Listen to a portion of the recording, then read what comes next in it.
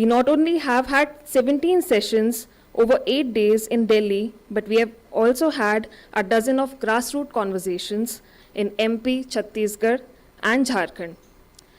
Have a look, please.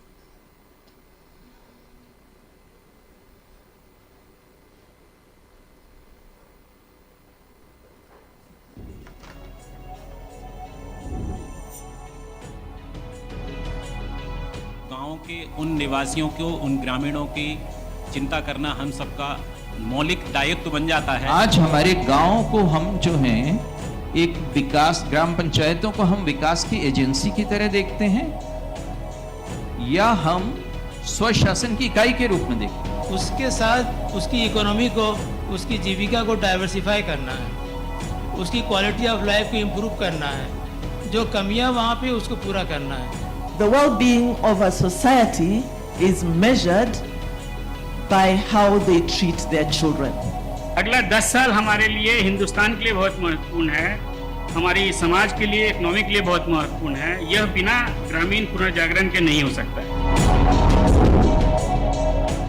बिना ग्रामीण क्षेत्र के उत्थान के ये ट्रांसफॉर्मेशन नहीं हो सकता। अपॉर्चुनिटीज को समझने का मौका मिला और साथ ही उसमें डिफरेंट स्टेक होल्डर्स जो डेवलपमेंट के अलग अलग पार्ट्स में एक रोल प्ले करते हैं को जानने का मौका मिला, उनके विचारों को समझने का मौका मिला। Wide range of topics with respect to how the rural youth can be included into the education system, into livelihoods and careers was discussed in detail, and I am really very happy to be part of this convention. हम समाज के बारे में बात कर रहे हैं, हम सरकार के बारे में बात कर रहे हैं और ये सिर्फ बात तक ही सीमित नहीं है।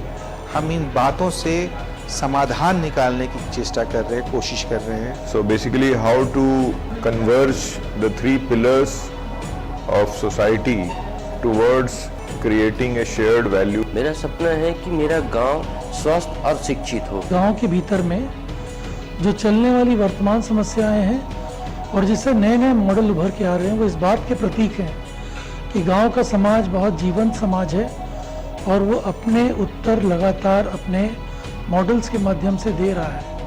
ये जो प्लेटफॉर्म है बहुत ही इम्पोर्टेंट प्लेटफॉर्म है। This is basically a bridge which is joining all the people together, not just an NGO, not just an government people, but the people who actually work on ground.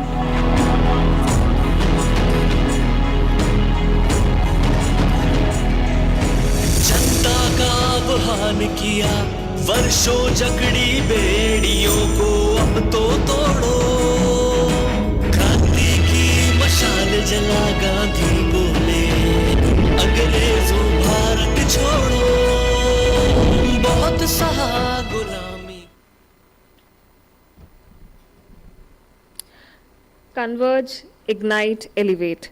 This is the message for this year, Rural Renaissance 2023. But we are not done. We have a jam-packed finale ahead.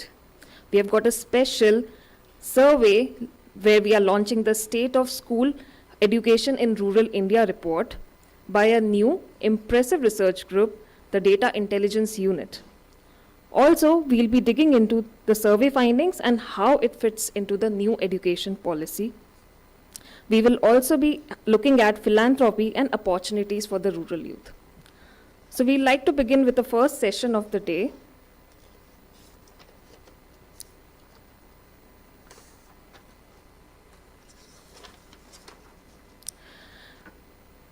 We kick it all off by getting local and digging deep into the needs and challenges of those at the sharp end of the rural governance, with a very special panel of 10 local leaders and voluntary workers here in the capital from our villages.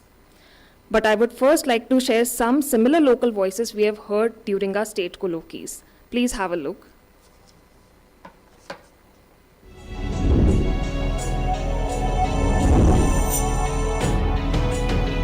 जो लोगों की जो आकांक्षाएं हैं, जो dreams हैं, aspirations हैं, वो बहुत ही बेहतर तरीके से लोग आर्टिकुलेट कर पाए और अपनी बात को रख पाए।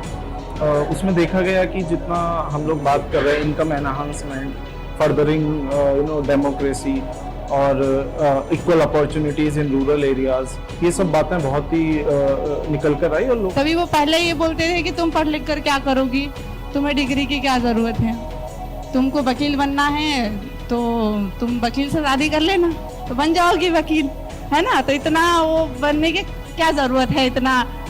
तो मैंने कहा कि नहीं, मुझे अपने नाम की डिग्री चाहिए ना। तो मेरी तो ख्वाहिश है मैं कलेक्टर बनूं, मेरी ख्वाहिश है मैं कलेक्टर बनूं, जो कि मेरी मम्मी की भी ख्वाहिश है कि मेरी बेटी कलेक्टर बने और सुकमा जिले का नाम रोशन करूं। मैं मेरे ग्राम पंचायत रिसामा को भविष्य में ऐसा देखना चाहती हूँ कि प्रत्येक घर का बच्चा स्कूल जाए, अपनी पढ़ाई पूरी करे और इसमें माता पिता खासा इंटरेस्ट लें।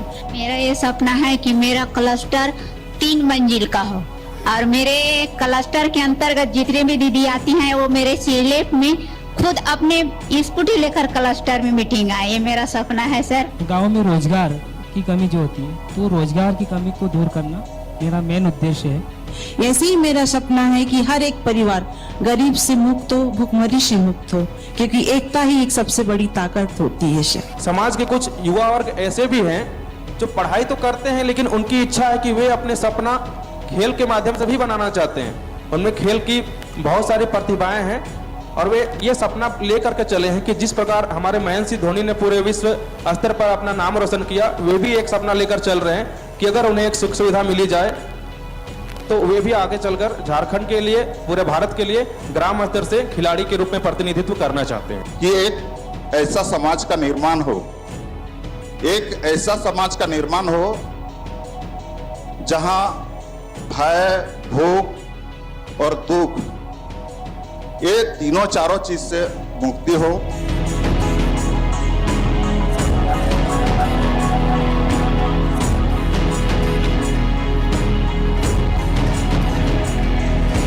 जनता का आह्वान किया, वर्षों जकड़ी बेड़ियों को अब तो तोड़ो, क्रांति की मशाल जला गांधी बोले।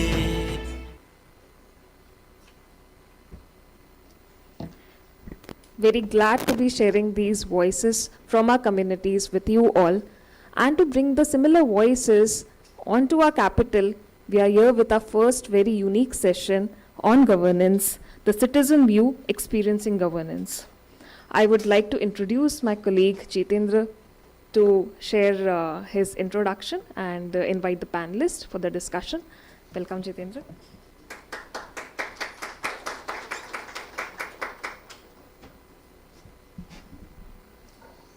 सुप्रभात सभी को. Good morning to all. I am Jitendra. Welcome you all and all the participants who joined us through various virtual mode like YouTube, Facebook and LinkedIn. In this very unique session, the Citizens View Experiencing Governance. And for this session we have with us community and panchayat leaders and frontline officials coming from various states to join us. And we have also esteemed panelists joining us. And to make this session more interesting, we have Ms. Natasha coming all over from Mumbai in order to draw all the discussion on canvas to have a system view at the end of this session. So with this, I would like to invite our esteemed panelists on the dais, Shri Arun Maira ji, Shri Vikas Anand ji, and Ms. Rashmi Shukla Sharma ma'am. Please come on dais. A big round of applause for our esteemed guest.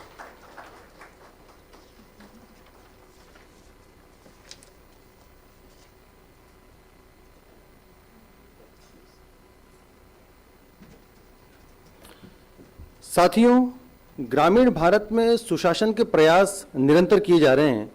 अधोसंरचना विकास हो या अंतिम व्यक्ति तक सामाजिक सहायता पहुंचाना, कृषि आजीविका हो या भू अधिकार या बैंक की सेवाएं, स्वास्थ्य, शिक्षा हो या स्वच्छता के कार्यक्रम, सभी प्रयासों के माध्यम से ग्रामीण जनजीवन में अपेक्षित सुधार लाने के प्रयास किए जा रहे हैं. संस्थाएं, समूह, राजनीतिक व्यवस्थाएं, राजस्व व्यवस्थाएं, तकनीकी व्यवस्थाएं शामिल होती है. वहीं धरातल पर इन सभी प्रयासों का नेतृत्व व्यक्ति, संस्थाएं, सामुदायिक संगठनों, विषय विशेषज्ञों द्वारा किया जाता है. परंतु एक आम नागरिक इन सभी प्रयासों को कैसे देखता है? धरातल पर, ग्रासरूट्स पर कार्यरत नेतृत्व चाहे वो पंचायत का हो, महिला समूह का हो या स्वयं सेविका का हो, कैसे इन व्यवस्था का अनुभव करता है, कैसे आम ग्रामीण इन सारी व्यवस्थाओं और इनकी उपव्यवस्थाओं जैसे प्रशासकीय, एडमिनिस्ट्रेटिव, राजस्व, रेवेन्यू, राजनीतिक, पॉलिटिकल, शिक्षा, स्वास्थ्य आदि में कार्य करता है, जिससे वे अपने सपने और अपनी आकांक्षाओं को पूरा कर सके। आज का यह सेशन सिटीजन राउंड टेबल के माध्यम से एक औसत ग्रामीण नागरिक द्वारा इन सभी व्यवस्थाओं और इनकी उपव्यवस्थाओं में अनुभव की जा रही सरकारी ठोस प्रयासों और विसंगतियों पर चर्चा करेगा। In a nutshell, the idea of this session to have a citizen's view on how they are experiencing governance at their level, how the Indian state appears from the ground, citizen looks at the different system and world of governance around them. And to discuss the subject, we have with us the panel of eminent panelists. Friends, it's always difficult to introduce a person of such a stature and having such a vast experience, but I will try my best. So today we have with us Shri Arun Maira ji. Shri Arun ji वर्तमान में HelpAge India के chairman हैं और पूर्व में राष्ट्रीय योजना आयोग के सदस्य रह चुके हैं। आप बोस्टिंग कंसल्टेंसी ग्रुप इंडिया के पूर्व चेयरमैन भी रह चुके हैं। Arun sir a renowned system thinker and has unusual combination of experience as a hands of leader in business, public and social sector as well as consultant to leaders also. He has thought leader on subjects of leadership and system transformation, has written several books on institutional transformation and the future of India, including A Billion Fireflies, Shaping the Future, Discordant Democrats, 5 Steps to Consensus, Transforming System, and many, many more books he has written. Sir, I welcome you in this session. Our second panelist, who is also moderator of this session, is Ms. Rashmi Shukla Sharma ma'am. Rashmi ma'am पूर्व भारत सरकार पंचायती राज मंत्रालय में अतिरिक्त सचिव रह चुकी हैं और वर्तमान में टिफ की बोर्ड ऑफ डायरेक्टर की चेयरपर्सन है। Rashmi ma'am has held various senior positions in the union government and government of Madhya Pradesh, a policy thinker and a serious researcher by heart. Besides many papers in Economic and Political Weekly and elsewhere, she is also an author with Vimla Ramachandran of the Elementary Education System in India, a field-based investigation of institutional structures and process and dynamics, and local government in India. She presently engaged in research and teaching related to governance and public policy. Ma'am, we welcome you in this session. Our next panelist is Shri Vikas Anand ji. Shri Vikas Anand ji पंचायती राज मंत्रालय भारत सरकार में वर्तमान में संयुक्त सचिव के रूप में कार्यरत हैं। He has held various senior positions in government in his career spanning more than 18 years in central and state. He was also Commissioner Municipal Admin Department MCD East Delhi, Secretary PWD Government of NCTD Delhi, and served as District Collector to Daman and Diu. Shri Vikas sir has done his MTech from IIT Delhi and later done Masters in Public Admission from Harvard University. Sir, we welcome you in this session. हमारे चौथे panelist के रूप में virtual Shri नवीन दास जी अभी जुड़ेंगे थोड़ी ही देर में। श्री नवीन दास जी वर्तमान में अजीम प्रेमजी यूनिवर्सिटी के रजिस्ट्रार हैं और उसके पहले उन्होंने काफ़ी लंबा समय अजीम प्रेमजी फाउंडेशन के साथ में काम किया है।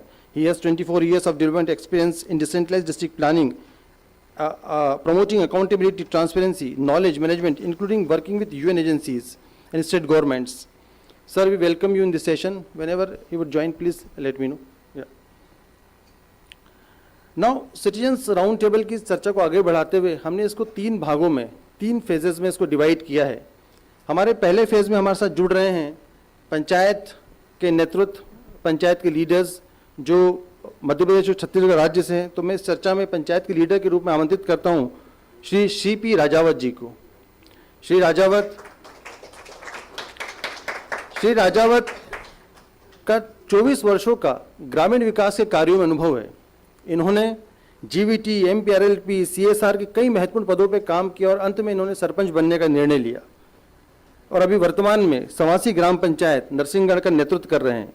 इनका विजन है कि ग्राम पंचायतें स्थानीय स्वशासन के रूप में अपनी विश्वसनीयता को पुनः स्थापित करें और बेहतर नागरिक सेवाएं दे पाए, और इसीलिए इन्होंने पंचायत की आय बढ़ाने के लिए ग्रामीण पर्यटन को लेकर कई सारे काम किए हैं।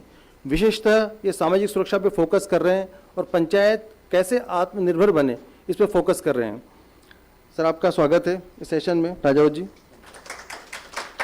हमारे दूसरे पंचायत पदाधिकारी पंचायत लीडर हैं श्री नरेंद्र मुजालदा जी। ये ग्राम पंचायत खरजाना जिला धार से हैं, मनावर के, और आपने मनावर में पंचायत को लेकर बहुत काम किया है। पहले पंचायतों की ट्रेनिंग, ओरिएंटेशन, कई सारी विकास संस्थाओं के साथ में कार्य किया और अंत में निर्णय लिया इस बार के चुनाव में कि सरपंच बन के मैं व्यक्तिगत जो लाभ दे सकूं जनता को, वैसा कुछ काम करूं। इनका सपना है कि इनकी पंचायत एक संस्था के रूप में खासकर विवाद और शिकायतों, ग्रीवेंस और कॉन्फ्लिक्ट को दूर करने का पहला माध्यम हो। और इसीलिए जैसे ही मध्य प्रदेश में पैसा अधिनियम लागू हुआ तो इन्होंने शांति समिति के अध्यक्ष पद के रूप में काम करना शुरू किया है और ये चाहते हैं कि इनकी पंचायत एक मॉडल पंचायत हो जहाँ पर सारे जो ग्रीवेंसेस हैं, कॉन्फ्लिक्ट हो, वही रिजॉल्व हो पंचायत में, उनको कहीं पुलिस स्टेशन या कहीं जाना ना हो। तो we welcome you Nayan sir. हमारी तीसरी पंचायत की जो लीडर हैं ये हैं श्रीमती गीता महानंद। श्री गीता जी ग्राम पंचायत रिसामा, दुर्ग जिला छत्तीसगढ़ की सरपंच हैं और इन्हें इनके स्वच्छ और हरित ग्राम पंचायत और बाल हितैषी ग्राम पंचायतों के लिए जाना जाता है। इन्होंने राष्ट्रीय स्तर पर सरपंच संवाद कार्यक्रम में प्रदेश को रिप्रेजेंट किया है और इनके द्वारा स्वच्छता, प्लास्टिक बैन, सॉलिड वेस्ट प्रबंधन आदि कार्यों के लिए पंचायत को राज्य स्वच्छता पुरस्कार भी प्राप्त हुआ है। और इनका विजन है कि इनकी जो पंचायत है वो पंचायत एक मॉडल पंचायत के रूप में एस्टेब्लिश हो। वी वेलकम यू, आपका स्वागत है। हमारी चौथी पंचायत की जो लीडर हैं वो है श्रीमती लक्ष्मी खन्ना। श्री लक्ष्मी दीदी पंचायत नंदगांव, जनपद राजपुर में पंच के रूप में कार्यरत हैं और ये तो पंच बनी ही बनी, इन्होंने अपने साथ में और ऐसी 9 महिलाओं को पंच पद के लिए प्रेरित किया और आज ये 10 महिलाएं इनकी पंचायत में पंच के रूप में कार्य कर रही हैं और अच्छा खासा कैडर इन्होंने पंचायतों में अपनी महिला नेतृत्व का बनाया है। इन्होंने खासकर ग्राम सभाओं के अलावा जीपीडीपी में महिलाओं को मुद्दों को बहुत ही खुल के रखती हैं और वार्ड स्तर पर बनने वाली ग्राम गरीबी उन्मूलन कार्य योजना, जिसको हम वीपीआरपी भी कहते हैं, इसमें ये पार्टिसिपेटरी में बनाने के लिए महिलाओं को प्रेरित करती हैं। इनका विजन है कि इनकी पंचायत स्तर पर बालिकाओं को उच्च शिक्षा के पर्याप्त साधन हो और बालिकाओं की शाला छोड़ने की दर इनकी पंचायत में कम से कम हो। तो ये पंचायत की पैनल हम लोग के साथ में डिस्कशन के लिए है and I would like to request madam to please moderate this session for further discussion with these panchayat leaders. Thank you. जी मिस्टर सीपी राजावत, ग्राम आइए। हाँ, यहाँ से भी कर सकते हैं, माइक लेके। आप माइक ले लीजिए सर। माइक ऑन है। तो राजावत जी, हमने सुना आपने क्या क्या किया है। हाँ, बहुत मतलब ये मैं लोगों से शेयर करना चाहती हूँ कि बात करना बहुत आसान होता है और फील्ड पे काम करना जो है वो एक अलग चीज़ होती है, उसमें सबके पसीने जो हैं वो छूट जाते हैं। तो ये देखते हुए, क्योंकि हमारे पास बहुत ज़्यादा समय नहीं है हर एक को, जबकि हम चाहते कि हम आप सबके साथ लंबा समय बिताएं, पर वो नहीं संभव है इस समय। तो कुछ हमें सबको ये बताइए कि कोई एक चीज़ ले लीजिए जो आपको लगता है आपने की है, और एक और चीज़ ले लीजिए जो आप नहीं कर पाए हैं। दोनों के बारे में थोड़ा हमें बताइए कि क्या क्या आपको, कहाँ से आपको सपोर्ट मिला, कहाँ किसी ने आपकी मदद की, कहाँ आपको किसी ने, आप चाहते थे कि कोई मुझे कुछ मदद करे पर आप नहीं कर पाए, और कहाँ आप बिल्कुल ही नहीं कर पाए, और कहाँ आपने किसी तरह भी कुछ किया। तो थोड़ा सा विस्तार में उनके बारे में बताएंगे कि कब चीज़ें अच्छी चलती गई आराम से और कब रुक गई, क्यों रुक गई, फिर क्या हुआ। धन्यवाद मैम। मेरे लिए बड़ा डिफ़िकल्ट था एक डिफरेंट रोल में आना। मैं 22 साल मैंने काम किया पंचायतों के साथ, डेवलपमेंट एजेंसीज़ के साथ में रह के। फिर 22 साल के अनुभव के बाद फील हुआ कि जो चीज़ें हम लोगों से बात कर रहे हैं, एक बार खुद करके उसको कर सकते हैं क्या। और इसी सोच के साथ मैंने एक निर्णय लिया और शुरुआत की मैंने ग्राम पंचायत से, क्योंकि ग्राम पंचायत के पास जो स्थिति है कुछ करके दिखाने की, वो ग्राम पंचायत मुझे लगता था ग्राम पंचायत बेहतर विकल्प है। जब शुरुआत की तो पहले सोच ये थी कि जो ग्राम पंचायत की जो क्रेडिबिलिटी है, जो विश्वास है हर स्तर पे, वो मुझे लगता था एक बहुत बड़ा विषय है, क्योंकि लोगों का ग्राम पंचायत के ऊपर, प्रक्रियाओं के ऊपर कहीं ना कहीं विश्वास, एक ट्रस्ट का जो लैकिंग लग रहा था। इसी तरह जो भी क्यों आपको लगता था कि विश्वास नहीं है लोगों का ग्राम पंचायत? विश्वास नहीं है तो नहीं कहूँगा, लेकिन विश्वास बढ़ाने की आवश्यकता थी, क्योंकि जिस उसका तरह क्या मतलब बढ़ाने की आवश्यकता थी, तो आप क्यों आपको लगता है कि विश्वास बढ़ाने की आवश्यकता थी? जैसे लगा कि ग्राम पंचायत की जो प्रक्रिया है, जिसमें ग्राम सभा में सभी वर्ग के लोगों का पार्टिसिपेशन है, वो एक उतना उस लेवल पे नहीं था। दूसरा है कि विभिन्न विकास योजनाओं से जोड़ने में ग्राम पंचायत की भूमिका है, उसको लेके कहीं ना कहीं थोड़ा लैग था।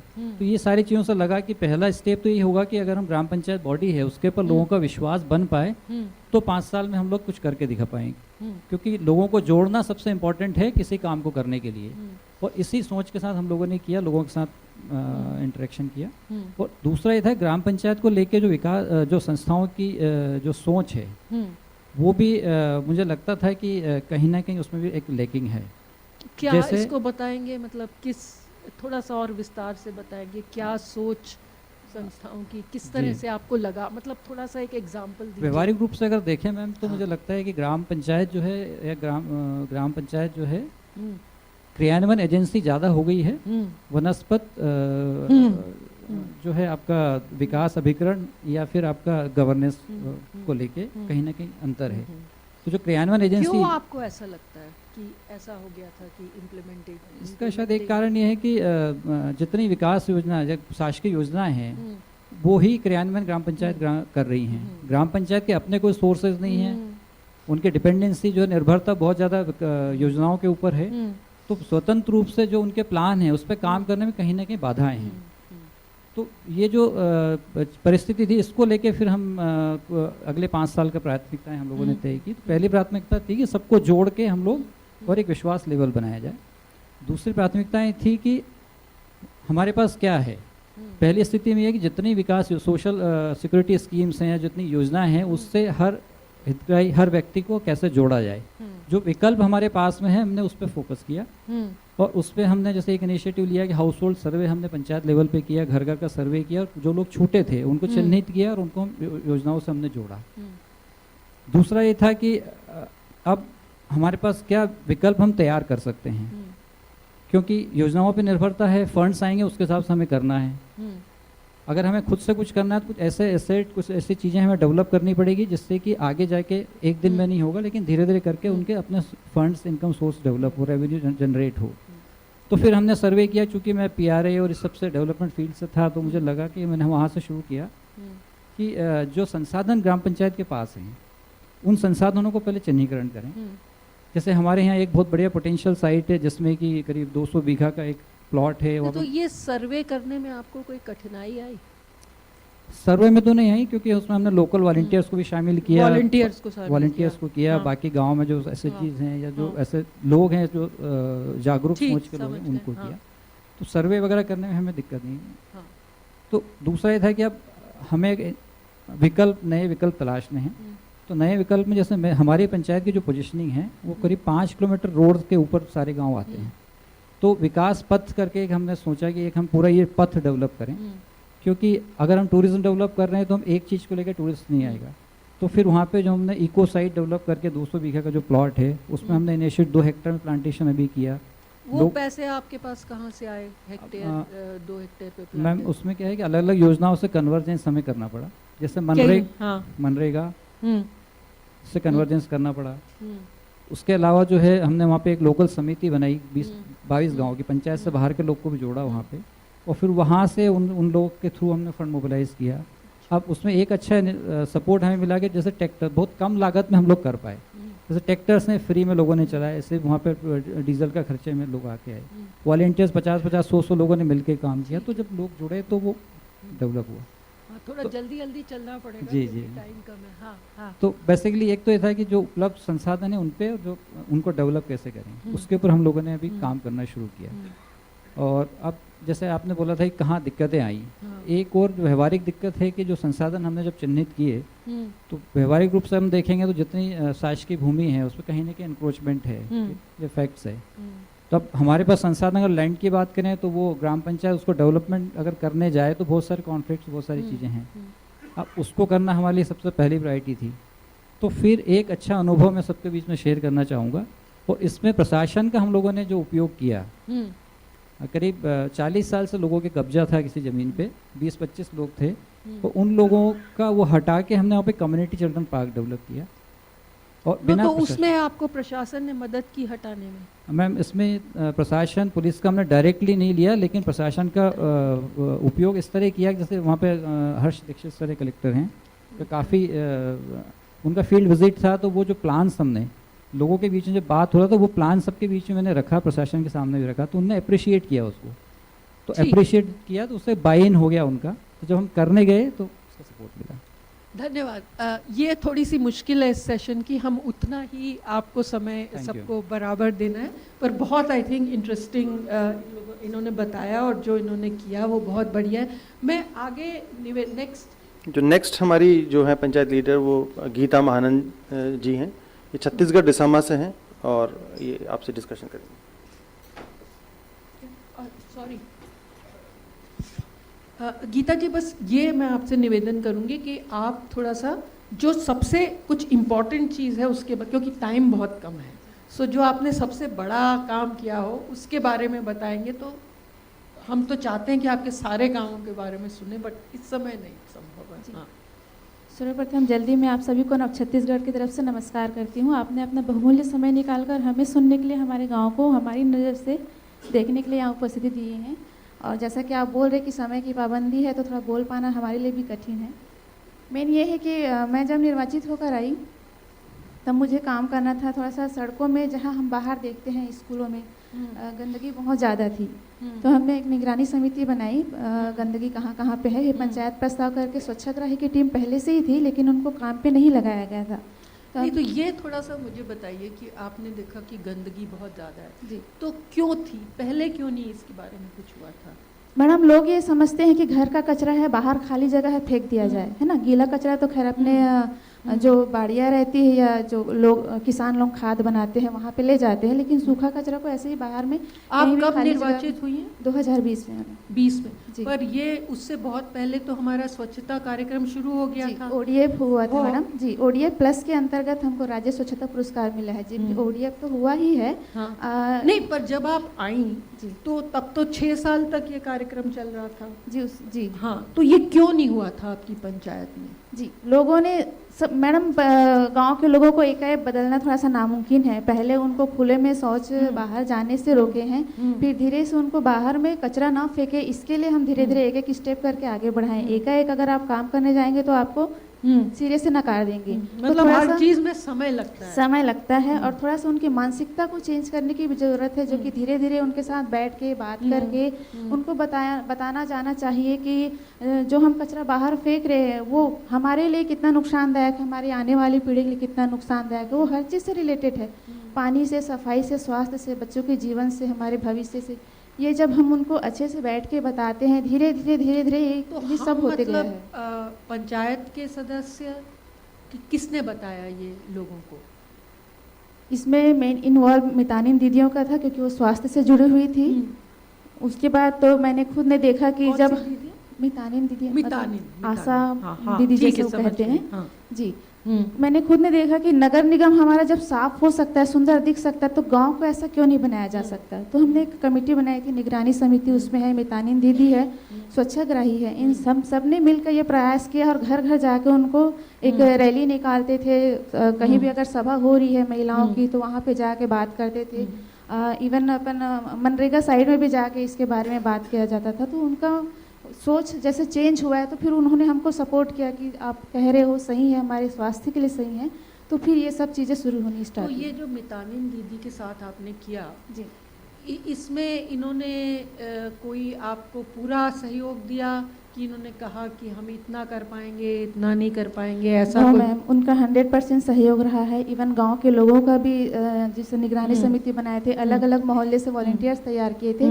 इसमें ज़्यादातर महिलाओं को ही रखा गया था, क्योंकि वो जब आगे आती हैं तब नहीं होने वाला चीज़ भी हो जाता है। तो महिलाएं थी, बुजुर्ग लेडीज़ थी, मतलब बुजुर्ग और जवान ऐसे लोगों का एक कम्युनिटी समूह तैयार किया गया था। कुछ लोग वृद्ध लोगों की बात करने की शैली को पकड़ते हैं और कुछ जैसे यंगस्टर है वो यंगस्टर लोग जैसे बोलते हैं उसको पकड़ते हैं। इस हिसाब से ये काम शुरू हुआ था।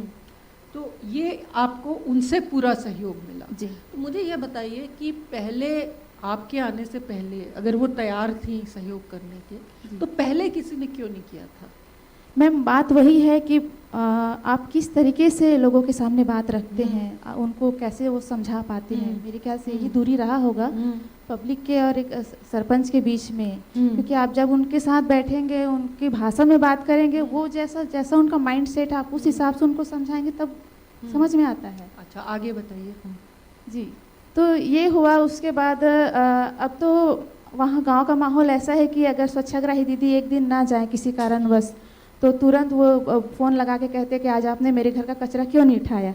तो ये मुझे बहुत खुशी लगती है कि मैं अब वहाँ से हट गई हूँ, मैं उतना ध्यान नहीं देती हूँ। अच्छा, इसमें आपको कोई कठिनाई आई सरकार की तरफ से? आपको क्या सपोर्ट? एक तो आपने कहा ये दीदी लोगों ने, मित्रानंद दीदी ने आपका मदद की जी, और कोई सपोर्ट मिला और कोई कठिनाई आई आपको?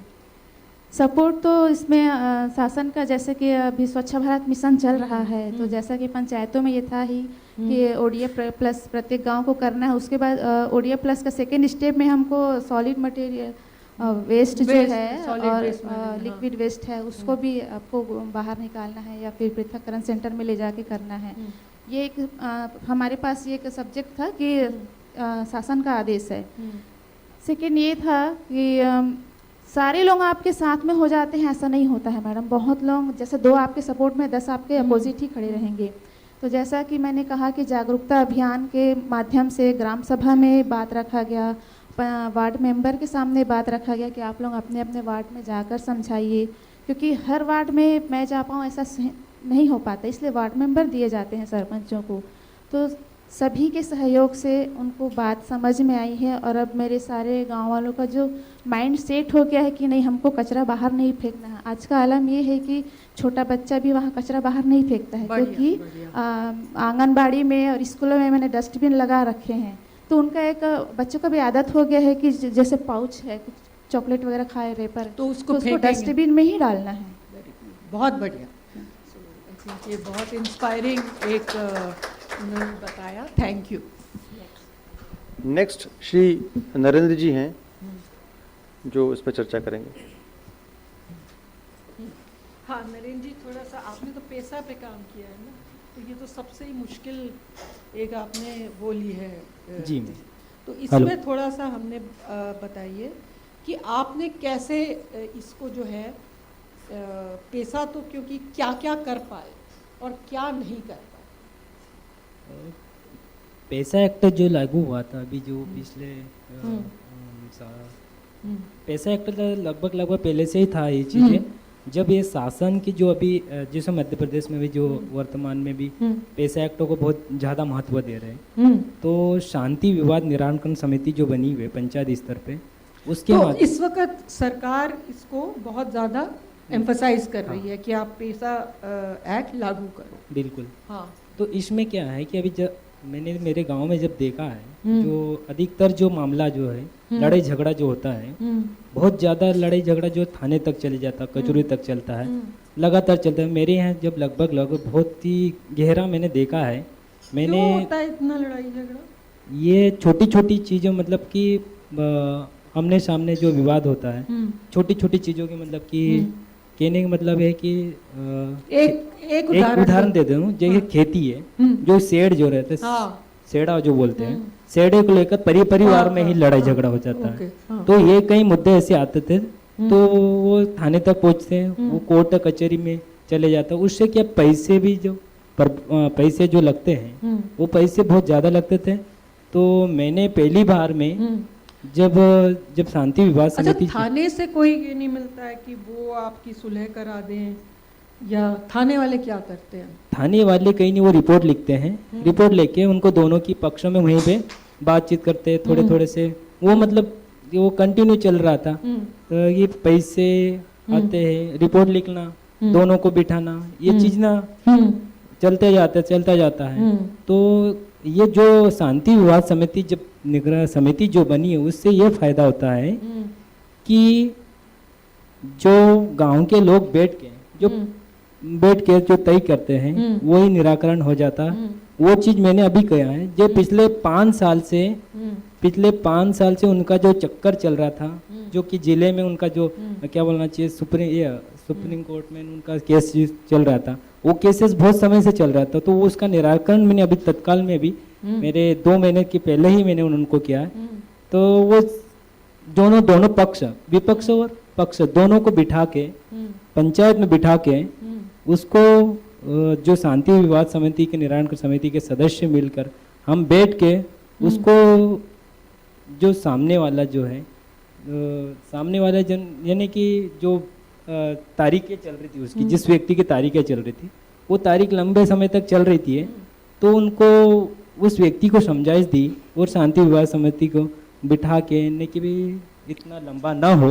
नहीं तो आपने ये क्यों चुना? मतलब पैसा में तो बहुत सारी चीज़ें हैं करने की, आपने इस पे क्यों जोर दिया?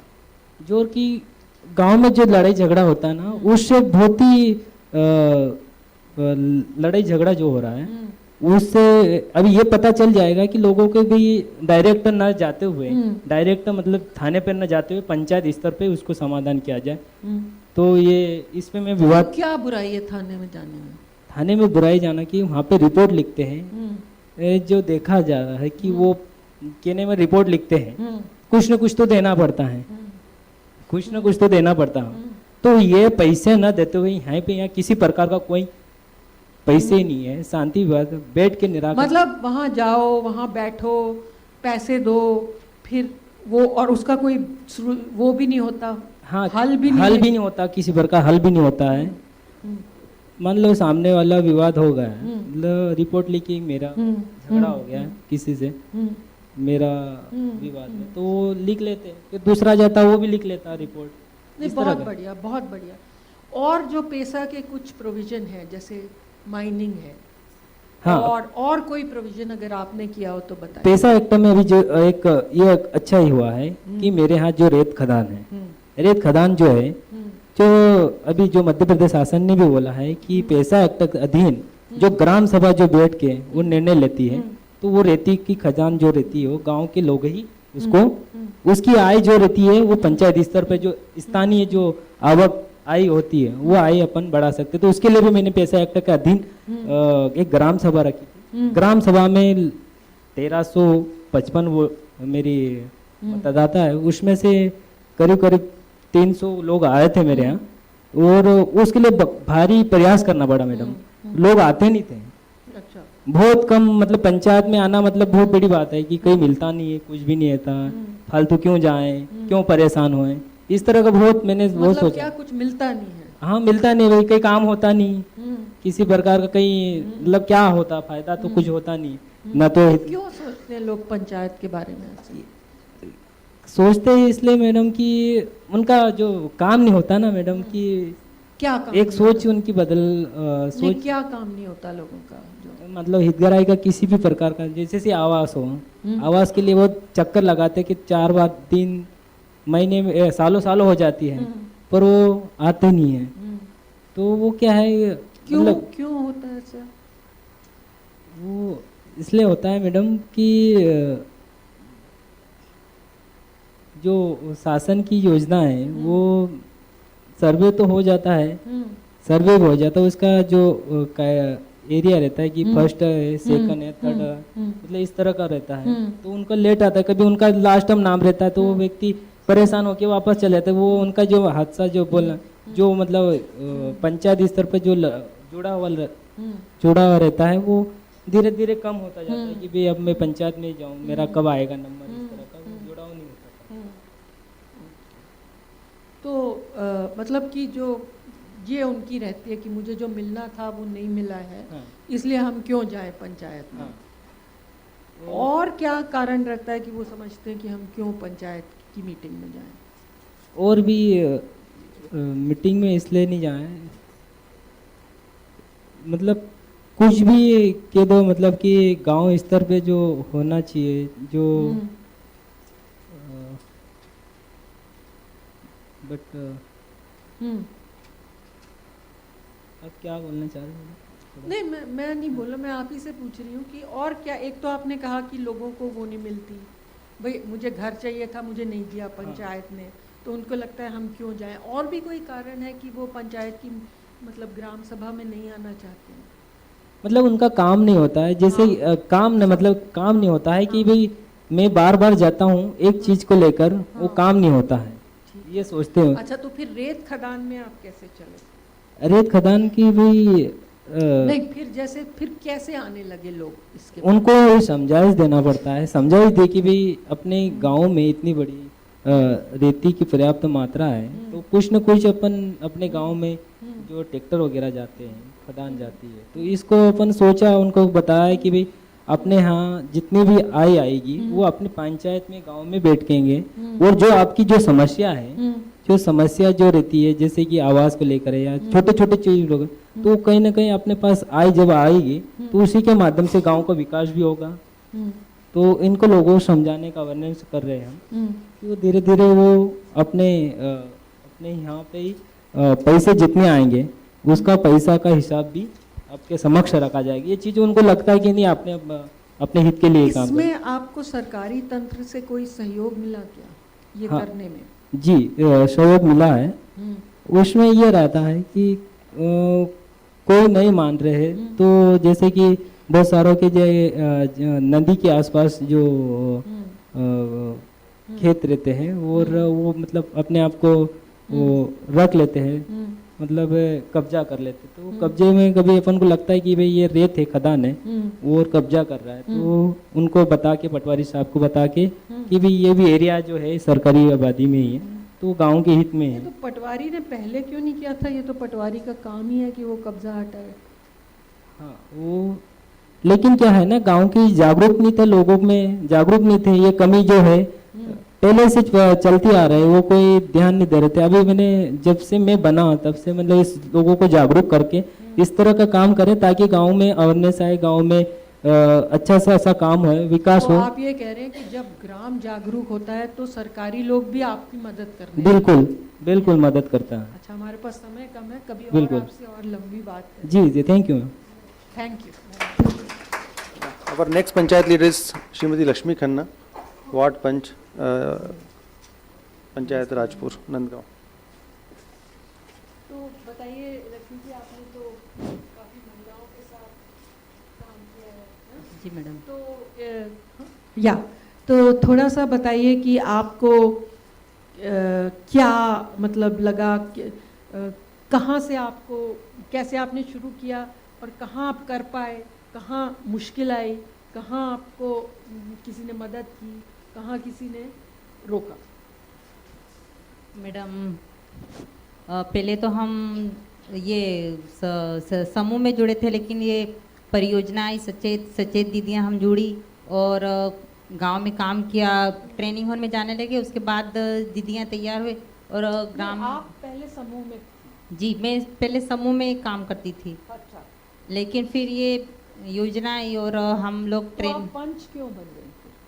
मैं बता रही ना, पंच बनी वो भी। हाँ। जैसे हम ट्रेनिंग हॉल में जाने लगे, वहाँ पर सिखाया कि महिलाएं मतलब ग्राम सभा में महिलाएं हम नहीं जाते थे, लेकिन फिर जाने लगी और ग्राम विकास योजना तैयार हुई हमारे यहाँ। उसमें 3 रोज तक बैठ के सभी दीदियाँ गई, महिलाएं पूरी गांव के आंगनवाड़ी कार्यकर्ता सभी लोग गए और धीरे धीरे ट्रेनिंग में जाने लगे, ग्राम सभा में अपने मुद्दे रखे। तो हमने सचेत दीदियों ने सोचा क्यों ना हम भी राजनीति में उतर जाएं, पंचायत में सभी दीदियां चलो पंच का फॉर्म डाल दें। तो हम लोग सब दीदियों ने 12 पंच थे और 12 दीदियों ने फॉर्म डाल दिए, लेकिन फिर भी लोगों ने कोशिश की कि इनको दीदियों को, सचेत दीदियों को पंच नहीं बनना है, पंच नहीं बनने देना। आप लोग तो अच्छा भला काम कर रहे थे, समूह का काम कर रहे थे और ग्राम विकास योजना भी तैयार की, लेकिन जिन लोगों को मतलब परेशानी है उन्होंने कहा कि ये समूह वाली परेशानी थी, गांव के ऐसे हैं 2-4 लोग हैं अच्छे, ऐसे रहते हैं कि मतलब दीदियों को नहीं पंच बनने देना, ये यहाँ पर काम और रोकेगी। इसलिए हमने दीदियों ने पंच में फॉर्म डाला, लेकिन दूसरे वार्ड के लोगों ने भी हमारे सामने फॉर्म डाल दी कि इनको हराना है। और फिर भी हम जो जिन्होंने दीदियों ने फॉर्म डाले हैं और 12 में से हम 9 दीदियां पंच हैं और हाँ 9 दीदियां 12 में से 9 हाँ सचेत दीदियां पंच है और हम पंचायत में हर ग्राम सभा में जाते हैं और हर महीने की ग्राम मीटिंग भी लगाते हैं, पंचों की बैठक भी लगाते हैं और जो भी सचेत दीदियां हैं वो पंचायत की जो 3 समितियां हैं उनमें भी हमने उनको ही रखा है पंचायत की दीदियों को। बढ़िया। तो अब क्या आप कोशिश करते हैं ग्राम पंचायत में करने की? अब आप आ गए हैं वहाँ पे। जो हमारे यहाँ जो काम बाकी है, जैसे स्कूल 12वीं तक स्कूल नहीं, 9वीं 10वीं हो गया है और 12वीं तक स्कूल नहीं, उसके लिए भी हमने कोशिश की है कि अब पंचायत दीदियाँ बन गई है। ग्राम सभा में ये मुद्दा रखा है कि हमको हमारे यहाँ जैसे हरी बड़ी स्कूल जाती हैं दीदी लड़कियाँ, तो 9वीं 10वीं पास होके लोगन छुड़ा लेती कि साइकिल से कहाँ जाएंगे, तो हमने यही बात रखी है कि हमारे यहाँ पर भी 12वीं तक स्कूल हो जाए। तो ये हुआ है क्या? नहीं, अभी तो अनुमोदन करवाया है लेकिन जगह तय की है और बोला है कि सरपंच मंत्री बोल रहे हैं कि यहाँ पर स्कूल बन जाएगी। कौन कह रहे हैं? सरपंच मंत्री वगैरह। मंत्री वगैरह हाँ, ये बोल रहे हैं कि आप आवेदन आपने दे दिया है तो ये काम भी हो जाएगा। अच्छा, और क्या कोशिश की आपने? और हमारे यहाँ ये राशन दुकान नहीं थी, 3 किलोमीटर दूर पे जाना पड़ता है। जिसके पास साधन है वो चला जाता है, लेकिन जिसके पास साधन नहीं है वो नहीं जाता, पैदल जाती है दीदियाँ। तो उसके लिए भी हमने ग्राम सभा में ये मुद्दे रखे थे और ये काम भी हो गया और हमारे यहाँ पर 3 रोज तक गांव में ही राशन दुकान खुलती है। अच्छा, तो वो हो गया है। तो आपने किससे कहा कि ये राशन दुकान खुलवाइए यहाँ? ये हमने ग्राम सभा में ये मुद्दा रखा। नहीं, पर ग्राम सभा ने तो नहीं खोली ना राशन दुकान। किसने खोली? हम आगे भी गए थे। किसके पास? वो जनपद में। हाँ, और वो अधिकारी लोगों से बात की। जनपद में गए थे। हाँ, जनपद में बीडीओ या हाँ, अधिकारियों से बात की। हाँ, अधिकारी तो उन्होंने कर दिया। हुआ, लेकिन धीरे हुआ ये काम। धीरे हुआ। हाँ। कितना टाइम लगा? हो गए, मतलब पहले जब ये योजना हमने ग्राम विकास योजना में ये काम डाला था उसके बाद हो गया, साल भर बाद। अच्छा, 1 साल लगा। हाँ? और वो तालाब का काम भी हमारे यहाँ पर, जैसे तालाब दूसरी जगह बेच रहे थे तो हमने पंच क्या तालाब क्या था? तालाब दूसरे बाहर के लोगों को बेच रहे थे लोग। अच्छा, वो पट्टा दे रहे थे उस हाँ, पे। तो हाँ। हमने गांव की सब पंच दीदियों ने कहा कि ये मतलब तालाब तो हमारे गांव का है, तो पंच दीदियों ने बोला कि ये तालाब हमारे गांव के ही लोगों को दिया जाए। जैसे वो 5 साल के लिए 2 साल के लिए देते हैं, तो ये काम भी कराया। और अब मतलब पंच दीदी बने तो हमको भी ऐसा लगता है कि हमारा दबदबा है, बिल्कुल है। और ये बताइए कि दीदियाँ कुछ भी मतलब इसमें कितना टाइम लगा आपको पट्टा, ये तालाब वाली चीज़ में, कि किससे आपने बात की और कितना टाइम लगा? कि ये ग्राम सभा में हमको बात रखी कि जैसे किसी को भी ये मतलब तालाब बेच रहे हैं तो दीदियों ने सब मिल के बात रखी कि ये हमारा तालाब हमारे गांव का है, तो हमारे गांव की ही समूह वाली दीदियों को दिया जाए। ये बात हमने ये मुद्दा तो फिर किसके पास गए फिर आप? वो मछली पालन की वो मैडम ही आई थी ग्राम सभा में, उनको बुलाया था। अच्छा, ग्राम सभा में हाँ, मछली पालन की मैडम को हाँ, बुलाया। अधिकारी कुछ आए तो थे। उन्होंने क्या कहा फिर? उन्होंने बोला कि जैसे आप कहो गांव में, तो गांव के ही समूह वाली दीदी को देंगे। फॉर्म डाल दिए एकदम से? नहीं, उन्होंने बताया कि तुमको भी आवेदन मतलब आगे भी डालना पड़ेगा हमारे विभाग में। 2 समूह के महिलाओं ने डाला है तो एक को हो गया। एक को हो गया और दूसरे को नहीं हुआ? नहीं, अगर उन्होंने सुलझा लिया कि तुम ले लो चाहे मैं ले लूँ, एक दीदी एक ही को, एक तो समूह। वो आसानी से हो गया? आसानी से तो नहीं हुआ, लेकिन कैसे हुआ? 1 महीने बाद हमने कार्रवाई की तो हो गया। नहीं, तो क्या आसानी से नहीं हुआ? मतलब क्या नहीं हुआ आसानी से? जैसे बाहर के लोग भी बोल रहे थे कि हम ले लें, लेकिन हम महिलाओं ने कहा कि भाई बाहर के लोगों को कैसे दे, हमारे गांव का तालाब है तो गांव के ही लोगों को दो ना। सही। वो बोले कि हम पैसे ज़्यादा देंगे। हाँ, तो फिर? तो हमने नहीं बोल दिया कि अगर ऐसा करोगे तो हम आगे और शिकायत करेंगे आप लोगों की। अच्छा, तो आपने कहा हम शिकायत करेंगे। हाँ। अगर आप हमें नहीं देंगे। ठीक है, बहुत बढ़िया, बहुत मज़ा आया। धन्यवाद सभी पंचायत पदाधिकारियों को, पंचायत लीडर्स को। मैं एक साथ फिर हम लोग ये गिफ्ट वाला काम करें। तो मैं नेक्स्ट राउंड की चर्चा के लिए आमंत्रित कर रहा हूं हमारे समुदाय के नेतृत्व को। धन्यवाद सभी को। श्रीमती जस्मा कनोजे, आदिवासी बहुल क्षेत्र बड़वानी के पलसूत क्लस्टर के 16 गांवों में महिलाओं की आवाज के रूप में जाने जाने वाली जस्मा दीदी पलसूत क्षेत्र के जीवन ज्योति संकुल संगठन के अध्यक्ष है।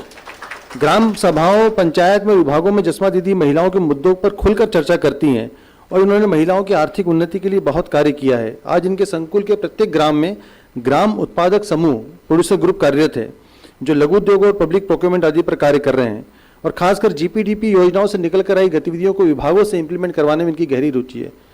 आपका स्वागत करते हैं जस्मा दीदी। हमारी जो दूसरी समुदाय के नेतृत्व जो कर रही है वो श्रीमती निर्मला मेड़ा, मैं उनको आमंत्रित करूंगा। श्रीमती निर्मला जी मध्य प्रदेश के आदिवासी बहुल झाबुआ जिले के बरड़िया खोरिया ग्राम में महिला समूह के ग्राम संगठन के अध्यक्ष हैं और खासकर लिंग आधारित भेदभाव, घरेलू हिंसा और महिलाओं के हितों को लेकर ये सक्रियता से कार्यरत हैं। अपने क्षेत्र के नारी अधिकार केंद्र, लोक अधिकार केंद्र, स्थानीय पुलिस व्यवस्था, वन स्टॉप सेंटर के माध्यम से लगातार घरेलू हिंसा को कम करने का काम कर रही है। इनका सपना भी ये है कि इनके पूरे पेटलावा क्षेत्र में जहाँ रहती हैं घरेलू हिंसा के जो मामले हैं वो कम से कम आए। आपका स्वागत है दीदी। तो अभी चर्चा के लिए आप जस्मा जी, अगर आप पहले उनसे चर्चा करें।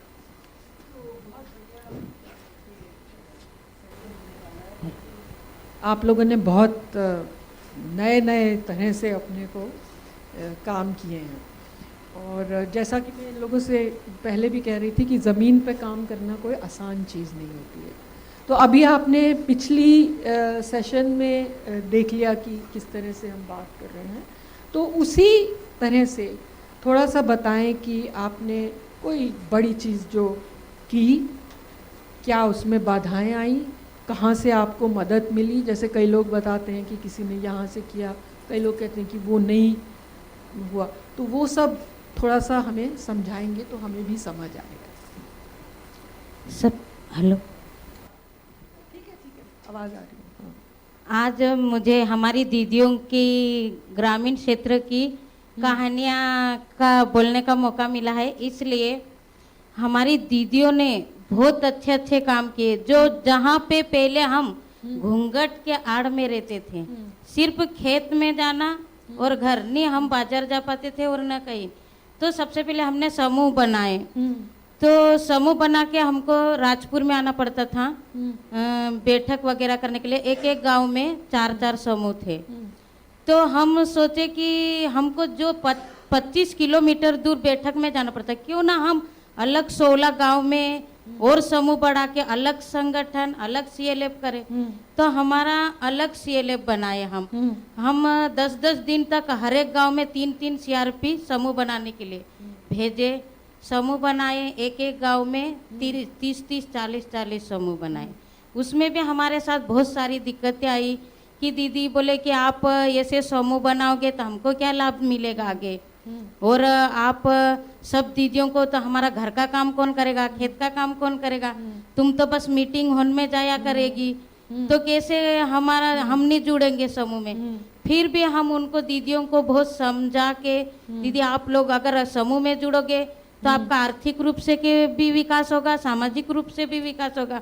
हम बहुत समझाए दीदियों को। तो फिर दीदियाँ जुड़ने के लिए समूह में, फिर हमको ट्रेनिंगें मिली कि जैसे आप आर्थिक रूप से ग्राम सभा में नहीं जा पाती दीदियाँ, वो किस प्रकार ग्राम सभा की भागीदारी बने।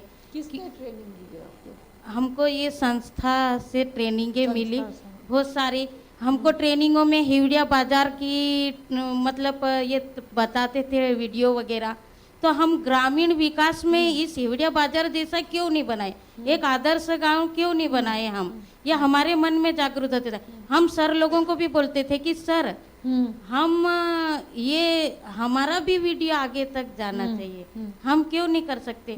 तो हम 16 गांवों में दीदियों को आर्थिक रूप से सहयोग करने के लिए छोटे छोटे पीजी ग्रुप बनाए कि दीदियाँ, क्योंकि बाहर हमारे यहाँ पे अधिकतर पलायन चले जाते, तो घर में कोई रहता नहीं, तो इसके कारण शिक्षा के ऊपर बच्चों पे भी, वो बच्चों को लेके चले जाते बाहर, महाराष्ट्र, गुजरात, तो बच्चे शिक्षा से भी वंचित हो जाते। तो हम फिर एक प्रोड्यूसर कंपनी बनाए। पहले गांव में छोटे छोटे पीजी उत्पादक समूह बनाए, उसके थ्रू एक प्रोड्यूसर कंपनी बनाए। फिर हम उसके दीदियों को फिर एक उसके आर्थिक रूप से बढ़ने के लिए एक हमारी यूनिटें मिली है, एक तेल मिल हर एक गांव में मिली है। और ये किसने दी है? ये नीति आयोग द्वारा मिली हमको। जो दीदियों ने पीजी ग्रुप में कोई 40 लाख का ट्रांजैक्शन किया, अच्छा मतलब खरीदी बिक्री से अपनी आय बढ़ा रही है, उसके कारण फिर उनको ये मूंगफली यूनिट तेल की, दूसरे गांव में बाजरा की, दूसरे गांव में मसाला की, ऐसे हमारे गाँव में आर्थिक मदद भी मिली और जागरूकता भी हुए। और तो आपने सीधे नीति आयोग से बात की कि नहीं, वो ये दे दो? नहीं, हमको आजीविका मिशन से जुड़ने के बाद में दीदियों ने मतलब आजीविका मिशन के सर लोग बात किए होंगे कि हमारी दीदियों ने इतना अच्छा काम किया है और आगे भी कर सकती है, इसके बारे में बात की होगी। तो हमको बोले दीदिया आप बाहर जा रही है दीदिया पलायन के लिए, तो क्यों ना हम इधर भी दीदियों के लिए कुछ काम के बारे में। बहुत बढ़िया, बहुत बढ़िया। तो क्योंकि समय कम है, एक चीज़ आपसे पूछूंगी है जी, ये कि कोई ऐसा काम है जो आप करना चाहते थे लेकिन नहीं कर पाए? मैम, ये हम जो मेरे विचार में था, हमारा सभी गांव एक आदर्श गांव बने, क्योंकि हम जो घूंघट के आड़ में रहते तो हमारी एक नारी शक्ति बने और ग्राम सभा की भी भागीदारी बने। तो अभी जो धीरे धीरे हो रहा है, पर अभी इतना खुल के नहीं हम रह सकते जितना अभी नहीं रह सकते। क्यों? क्योंकि हमको है ना, जब भी हम बैठक हो ना, ये समूह वाली झोले टांग के चल देती है, तुम खेत में काम करो ना, तुम्हारा खेत में काम करने लोग ऐसे कहते हैं। हाँ, तो फिर हमको कोई बोलता कि नहीं दीदी, बोले आप बिल्कुल एक सरस्वती, गंगा जमुना सरस्वती एक महासंगठन हो जाएगा। तो आप क्या नहीं कर सकते, आपकी आवाज दिल्ली तक जा सकती है। वो आवाज आज दिल्ली में भी आ गई, इसलिए मुझे बहुत खुशी की बात है, बोलने का भी मौका मिला और हमारी दीदियों की भी आवाज आई है, इसलिए हम ऐसे बोल नहीं पाते थे पहले, आज बोलना भी सीख गए और एक नारी शक्ति भी बनना चाहते हैं। बहुत बढ़िया, बहुत बढ़िया। श्रीमती निर्मला मैडम। तो अभी आप सुन तो चुकी हैं पिछला वाला, तो बताइए थोड़ा सा आपने क्या किया, कहाँ से सहयोग मिला, कहाँ से नहीं मिला, क्या कठिनाई आई? सभी को नमस्ते। जैसे कि मतलब मैं समूह में तो 2013 से जुड़ी और 2014 में मेरे ग्राम संगठन मतलब वीओ बना। तो मतलब पहले हमको समूह में जुड़ने नहीं देते थे। मेरा गांव पेटलावत से 3 किलोमीटर दूर है, मतलब छोटा सा गांव है।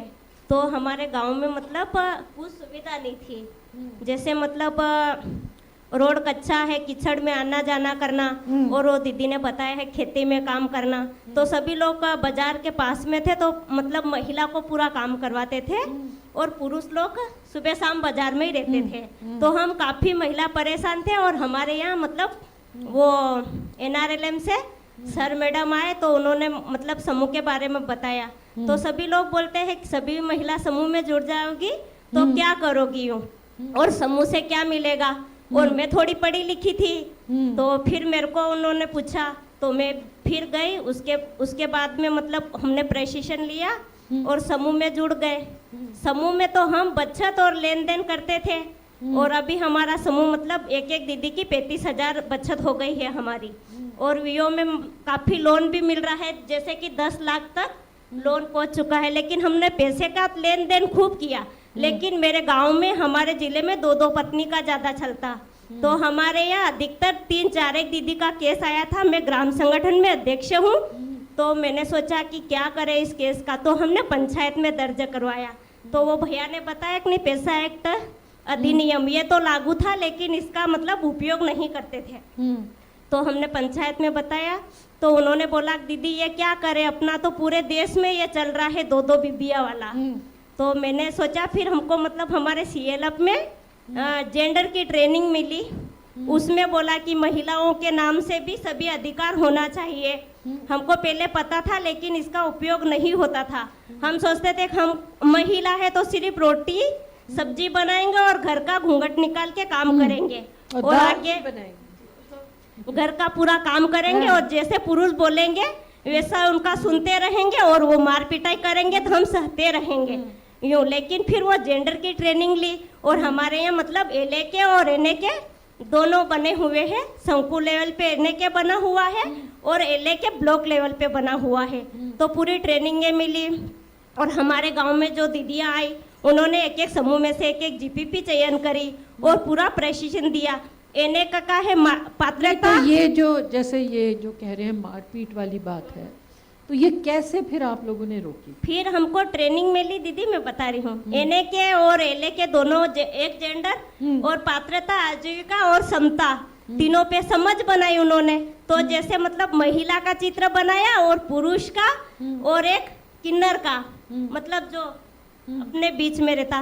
तो फिर उन्होंने बताया इसके बारे में हमको ट्रेनिंग मिली और फिर वो मेरा हक मेरी पहचान अधिकार के बारे में ट्रेनिंग मिली और फिर है तो कानून के बारे में भी ट्रेनिंग मिली। तो हमने ट्रेनिंग ली और धीरे धीरे मैंने बोला देखो दीदियाँ, अपन ने पैसे की तो खूब लेन देन कर ली, अपन समूह में भी जुड़ गए कैसे भी आके और अपन सब कुछ करने लगे और हमारा गांव भी अच्छा चल रहा था और पंचायत भी चल रही थी। लेकिन वो मतलब दो बीबियों वाला नहीं सुलझ रहा था पंचायत पे। तो हमने फिर मतलब ग्राम संगठन में से सीएलएफ में मुद्दा ले गए। हमारे यहाँ ऐसे केस आए तो फिर सीएलएफ से पंचायत में गया। तो पंचायत वालों ने बोला हम क्या कर सकते दीदी, हम कुछ करेंगे तो फिर आमने सामने वो भैया ने बोला कि विवाद हो जाएगा और अधिकतर ये अपने समाज में चल रहा है। तो मैंने सोचा कि कैसे अपने समाज में चल रहा है, अगर पति मतलब दूसरी पत्नी कर सकता है तो अपना पत्नी का भी अधिकार है, वो भी मतलब अपनी जिंदगी में कुछ भी कर सकती है और अच्छे से जी सकती है। क्यों उनको क्या करके दूसरी बीबी ले आए, किसी को 3 बच्चे पैदा कर दिए और किसी को 4 और किसी को 2 बच्चे और छोड़ दिया। तो क्या है मायके में भी अपना खुद का अधिकार नहीं रहता और ससुराल में भी नहीं होता, तो कहाँ जाए। बहुत दीदियाँ बहुत परेशान है। तो फिर हमने सोचा कि मतलब सीएलएफ में बात रखी और सीएलएफ में से फिर नारी अधिकार केंद्र में गया। फिर वहाँ मतलब किसी दीदियों का छोटा मोटा झगड़ा सोल्व हो गया, लेकिन 2-3 दीदी 15 साल से पीड़ित थी तो उनका कहीं नहीं हुआ। फिर हमने लोक अधिकार केंद्र में दर्ज करवाया और उसके माध्यम से मतलब आमने सामने दोनों पार्टी को बुलाई। वो दीदी उनके मायके में थी तो ही बुलाया उनको और उनके घर परिवार वाले को भी बुलाया, तो भी वो नहीं माने। तो इसके बाद में हम 1 स्टॉप सेंटर ले गए झाबुआ, तो हमने वहाँ केस दर्ज करवाया और सभी दीदी 1 स्टॉप सेंटर झाबुआ, हाँ, तो वहाँ ले गए, वहाँ केस दर्ज करवाया। तो हमारे सीएलएफ से पदाधिकारी से भी हमको सहयोग मिला और फिर हम गए और पंचायत में सचिव और सरपंच को भी ले गए साथ में। तो आमने सामने दोनों का मतलब वो कह रहा है, हाँ बिठाया, जल्दी बताइए। हाँ, मुझे कह रहे हैं आमने सामने दोनों को बिठाया और 2-3 बार मतलब महीने में 2-3 महीने में बुलाया और आपस में फिर पूरा चर्चा किया। और फिर सभी दीदियाँ गई ग्राम संगठन की मिल के कि भैया आपने ऐसा किया है तो ये दीदी बहुत परेशान है, अगर आप नहीं मानोगे तो हम आगे तक ले जाएंगे। और फिर क्या है हमारे यहाँ सरपंच भी अच्छे और सचिव भी है, उन्होंने भी पंचायत से दबाव डाला और सीएलएफ के पदाधिकारी सभी ने मिलके तो फिर उन्होंने बोला हाँ हम ले जाएंगे। फिर उन दीदियों के नाम से हमने बोला क्या पता ये वापस कब छोड़ देगा, तो हमने क्या करा धीरे धीरे उन दीदियों के नाम से घर और जमीन करवा दी।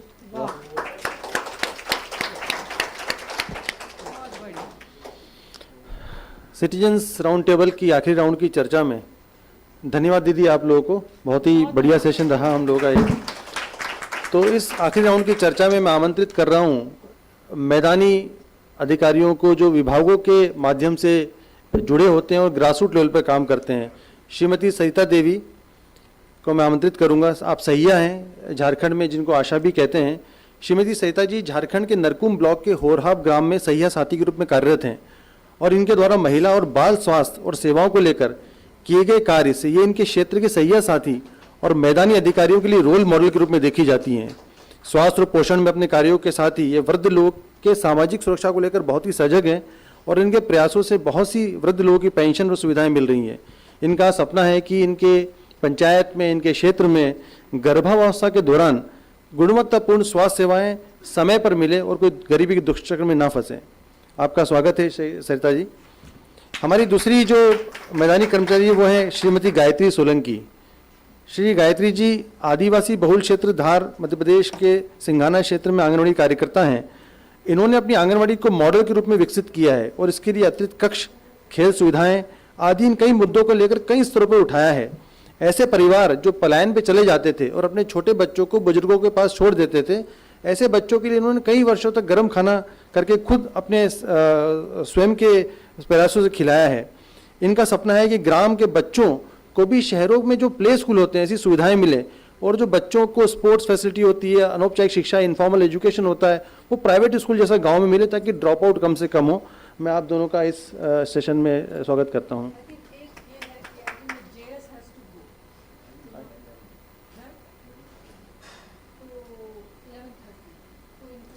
After that we can have a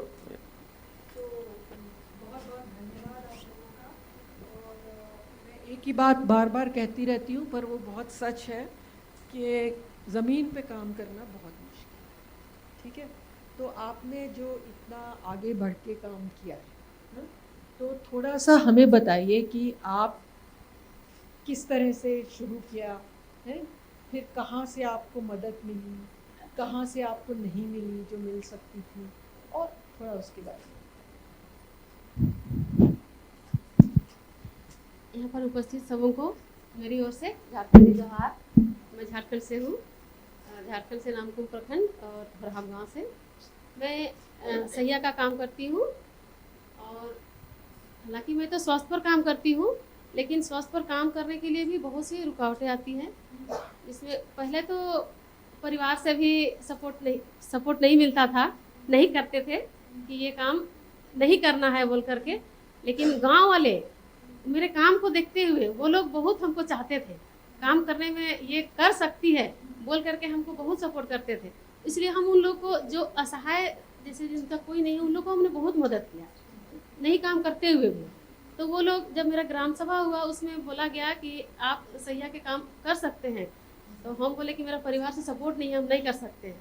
तो वो लोग बोले कि नहीं, कैसे हम लोग सपोर्ट करेंगे तो परिवार वाला क्यों नहीं करेगा बोल के, आप लोग की मर्जी। फिर बोले, फिर वो लोग मेरा नाम डाल दिए, फिर हम सहिया का काम शुरू कर दिए। फिर धीरे धीरे मेरे परिवार वाला भी सपोर्ट करने लगे कि गांव वाले जब इनको चाहते हैं, गांव का कुछ करना चाहती है, तो हम लोग क्यों नहीं मदद करें। मेरी सासू माँ, मेरे पति सभी अभी भी सपोर्ट करते हैं। तो इस तरह से मेरा सारा तरफ से सपोर्ट मिलने लगा, तब हम करने लगे। एक दिन ऐसा आया कि माँ और बच्चे पर मुश्किल आ गई, उसमें शुरुआत थी मेरी। तो एक महिला को प्रसव उपरांत उसको हम हॉस्पिटल ले जाने के लिए गए, लेकिन उसकी सासू माँ पहले था कि घर से जाने नहीं दिया जाता, बोलते थे हम लोग घर में ही प्रसव कराते हैं। तो हम उनकी सासू को बोले कि नहीं चलिए हॉस्पिटल ले जाएंगे। बोले हम इतने बच्चे तो घर में किए, तो ले जाना क्यों ज़रूरी है। तो हम बोले देखिए इनका पहले से भी खून का कमी है शरीर में, सो इनको हम ले जाएंगे। तो फिर नहीं मानी, तो फिर हम एनएम दीदी को बुला के लाए।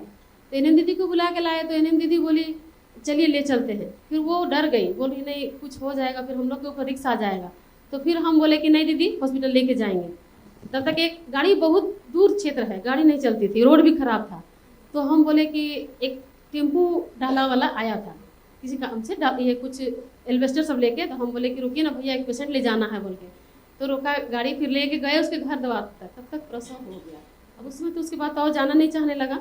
अब नहीं जाने लगा तो अब हम कैसे ले जाएं ज़बरदस्ती। हमने ठीक है, तब घर में ही एनएम दीदी आई और सब कुछ कर दिए हम लोग, सब हो गया। अब खान पान के लिए उसको बताने गए, उनकी सास बोल रही कि नहीं ये नहीं खाएगी, वो नहीं। हम बोले कि देखिए गर्म भात तो देना पड़ेगा खाने के लिए, माँ बच्चे को स्वस्थ रहने के लिए खाना तो देना है। अब वो तो हम जाते तो अच्छा बोलती थी, अब क्या कारण हुआ उसका 6 दिन बाद उसका डेथ हो गया। हम लोग को बहुत ख़राब लगा कि हम इतना काम करते हुए भी हम इसको ये नहीं कर पाए। और कुछ दिन बाद हम उसका बच्चा रह गया। फिर उसको बच्चा को भी हम बोले कि हम पाल के आपको देंगे, सो हमको दीजिए, लेकिन बच्चा को भी नहीं दी। और 6 दिन वो जी, उसके बाद 9 दिन बाद उसका बच्चा भी डेथ कर गया। हमको बहुत ख़राब लगा वो दिन, याद करते तो मेरे शरीर रोंगटा खड़ा हो जाता है, बहुत खराब लगता है। तो फिर वो नहीं कर पाए ना, उस दिन से हम प्रण ले लिए कि आज के बाद जितने भी प्रसव उपरांत जांच और प्रसव के बाद जांच, सारे जांच हम कराएंगे, कुछ भी हो कराएंगे। बीटीटी एसटीटी से हम मदद लेंगे, प्रभारी से मदद लेंगे और सारे जांच हम कराएंगे। तब मेरे गांव में एक हेल्थ एंड वेलनेस सेंटर खुल गया है। अभी मेरी सारी सैया बहन सभी कोई जांच के लिए वहाँ ले जाती है पेशेंट, और सबका जांच हो रहा है। और हम आज तक 10 साल मेरा हो गया उस केस को बीते हुए, आज तक एक भी मातृ मृत्यु मेरा यहाँ नहीं हुआ, शिशु मृत्यु भी नहीं हुआ है। और हम चाहते हैं कि हमारा गांव में यदि नहीं हो रहा तो दूसरे गांव भी ये नहीं हो, ऐसा कर करके फिर इस तरह से हम काम किए और उस दिन से हम सोच लिए कि ये हो जाएगा।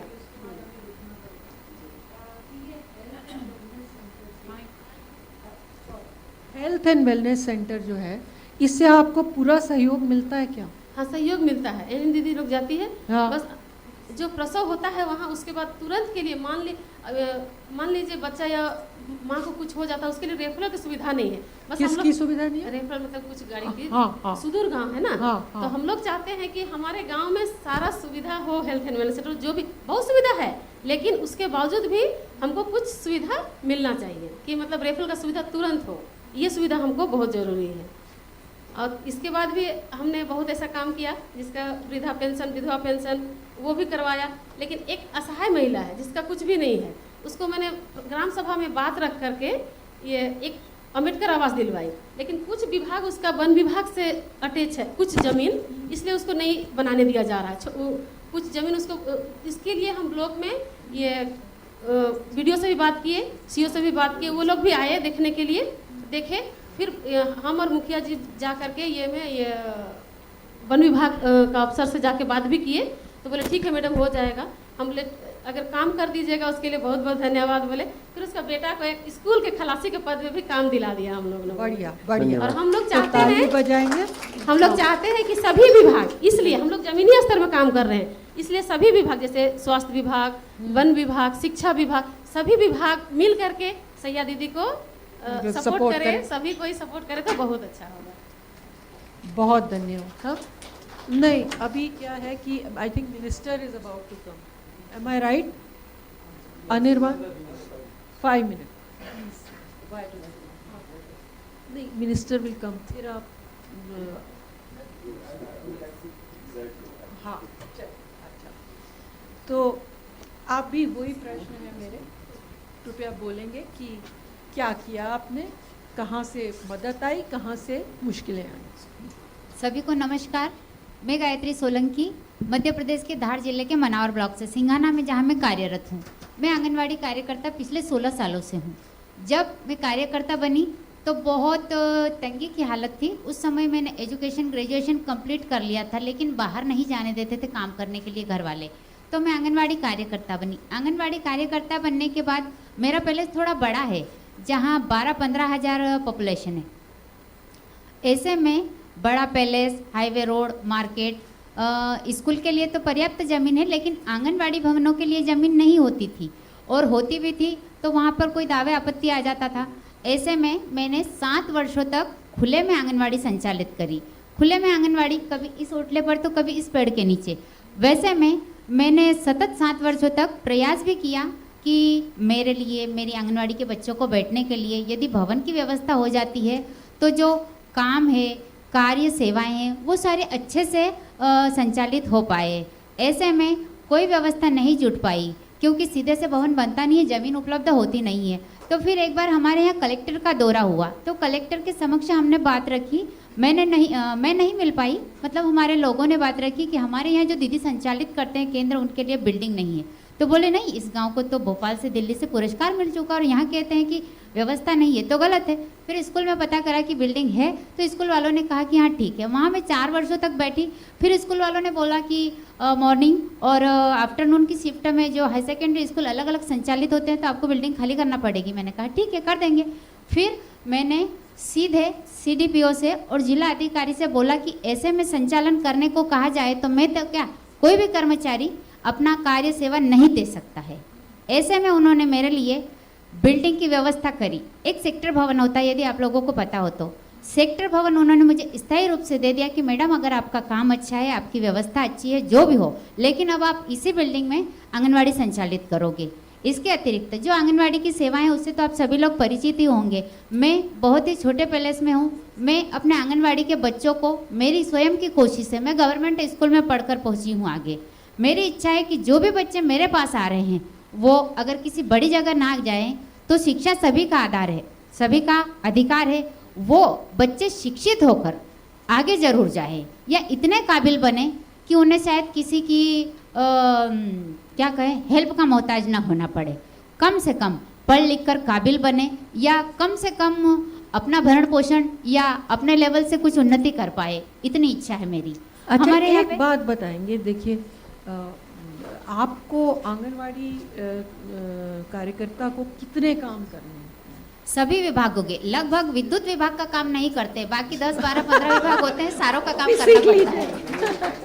तो आपको क्या लगता है कि इनमें से कौन से काम आपको कभी लगता है कि आपके काम में बाधा आती है इससे कि सारे दुनिया के काम आपको करने पड़ते हैं सब? हाँ, बाधा आती है सारे विभागों नहीं, के आप हमें कुछ बताइए क्या क्या काम करने पड़ते हैं जो आपके अपने काम है वो छोड़ के। हाँ, हमारे काम छोड़ के पंचायत के सारे काम हम करते हैं। किस तरह के? कोई सर्वे हुआ या कोई भी स्कीम चली तो उसमें हमें स्पेशल इन्वॉल्व किया जाता है। कहते हैं कि आंगनवाड़ी दीदियों से निवेदन है कि आप इतने लोगों का ये % काम करवा दीजिए, और हमें सुबह से शाम उसी काम में जुटना पड़ता है। तो फिर आंगनवाड़ी का क्या होता है? आंगनवाड़ी का होता है, हम सुबह से हमारा केंद्र संचालन करके दोपहर शिफ्ट बच्चों को खाना वाना खिला के जो काम है उस पर निकल जाते हैं। ऑफिशियल वर्क होता है वो हमारा टाइम पे टाइम होता है। जो राइटिंग वर्क होता है, जानकारियाँ बनाना, वो हम ओवर टाइम में एडजस्ट कर पाते हैं। अच्छा, तो ये मतलब यही सुनते हैं कि तो कितना लंबा आप काम करते हैं दिन में? कई बार मैं स्वयं खुद सुबह 9 बजे से निकल जाती हूँ तो कभी 4 बजे तो कभी 5 बजे घर पहुँचती हूँ। विथ निर्वाचन आयोग जो सबसे बड़ा आयोग कहा जाता है और बहुत इम्पोर्टेंट है हमारे सभी जगह, तो निर्वाचन आयोग में भी हम काम करते हैं। हाँ। निर्वाचन आयोग में चुनाव के टाइम ऐसा होता है कि BLO जिस पद पे होता है उस पद पे बहुत काम किया जाता है। एक नाम की मिस्टेक के लिए उसे तहसील में बुलाया जाता है। अभी कंप्यूटर से काम होता है, तो जब तक वो दुविधा सुविधा में न बदल जाए तब तक BLO को वहाँ से उठने नहीं दिया जाता है। तो ऐसे में हमारे घर के अन्य दीदियों के घर भी झगड़े तक हो जाते हैं। चलिए, बहुत धन्यवाद। इन सबको कम से कम 2-2 घंटे का समय आपको देना था, पर खैर मैं JS से रिक्वेस्ट करूंगी। If you can have a 1 minute comment. Oh, 5 minutes we have, so we can have.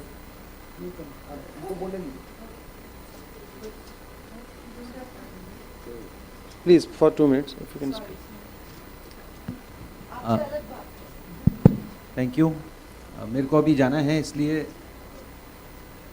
पहले तो मैं बहुत गौरवान्वित महसूस कर रहा हूँ कि इतने अरुण सर के साथ में, लक्ष्मी मैडम के साथ में, और उससे भी बढ़ के जो यहाँ पर हमारे इलेक्टेड जो निर्वाचित जो प्रतिनिधि हैं उनसे मिलके, और जो फील्ड लेवल वर्कर हैं उनसे मिलके मेरे को बहुत अच्छा लगा। और मेरे को बोलने की ज़रूरत नहीं है, मैंने सुना है, और जो सब चीज़ें मैंने जितना भी सुना आप लोगों से, उसके हिसाब से हम लोग कोशिश करेंगे कि हमारा जो भी कैपेसिटी बिल्डिंग का ट्रेनिंग का प्रोग्राम रहता है, जो भी पंचायती राज में हम कार्य करते हैं, वो आपके बेनिफिट के लिए हो, आपके फ़ायदे के लिए हो।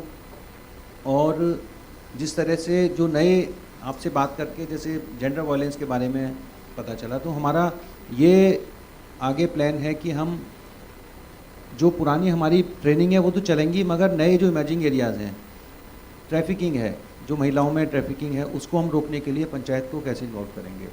जेंडर वायलेंस में हम कैसे पंचायत के जो सिर्फ औरतों का ही कार्य नहीं है, जो मेल जो मेंबर हैं उन लोगों को भी हमें उनके अपने साथ में लेना है कि वो कैसे वायलेंस उसको रोकेंगे।